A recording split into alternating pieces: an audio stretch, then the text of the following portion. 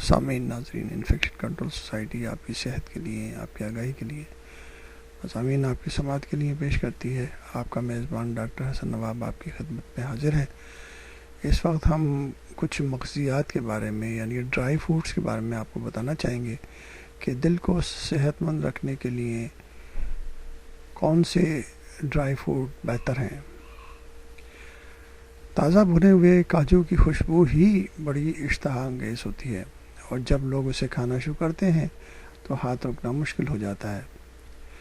کچھ یہی حال چلغوزے اور مونگ پھلی کا بھی ہے۔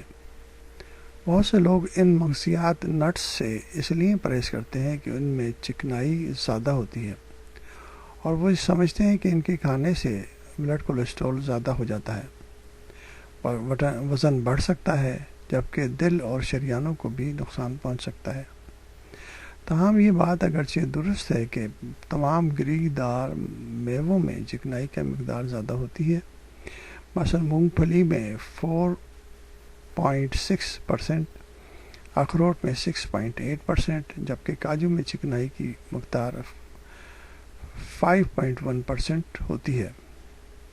اس لیے اگر آپ 100 گرام کاجو کھائیں گے تو اس کا مطلب یہ کہ 50 گرام چکنائی یا 10 چائے کے چمچے کی مقدار میں تیل پی لیا۔ لیکن مغزیات میں جو چکنائی ہوتی ہے وہ صحت کو نقصان پہنچانے والی نہیں ہوتی، بلکہ دل کے لیے مفید سمجھی جاتی ہے۔ اس لیے ہم اس کے بارے میں کچھ معلومات آپ کو مزید دینا چاہیں گے۔